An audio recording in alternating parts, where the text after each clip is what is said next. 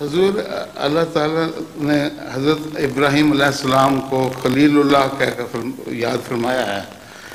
حضور ان کو قلب سلیم اور قلب منیب سے بھی کہا گیا ہے.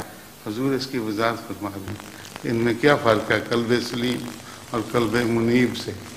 قلب سلیم تو وہ ہے، سب سے پہلے تو خلیل اللہ جی وہ اللہ کے دوست تھے، اور ہر وہ شخص جو اللہ کا دوست نہیں تھا اس کے دشمن تھے، اور بہت بڑا لقب ہے اللہ کا خلیل ہونا. جی جہاں تک قلب سلیم کا تعلق ہے، ہر وقت آپ کا دل اللہ کی اطاعت میں تو لگا ہوا تھا. سلیم محفوظ چیز، ہر شر سے محفوظ کو بھی کہتے ہیں، اور امن میں آئے ہوئے کو سلیم کہتے ہیں.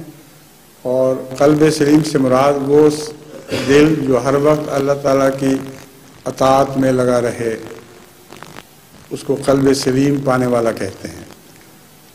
اور منیب کہتے ہیں اللہ ہی کی طرف جھکنے والا. حضرت ابراہیم علیہ السلام کے متعلق جو منیب کا لفظ ہے، مراد یہ ہے کہ آپ کا جھکاؤ ہمیشہ خدا کی طرف رہا ہے.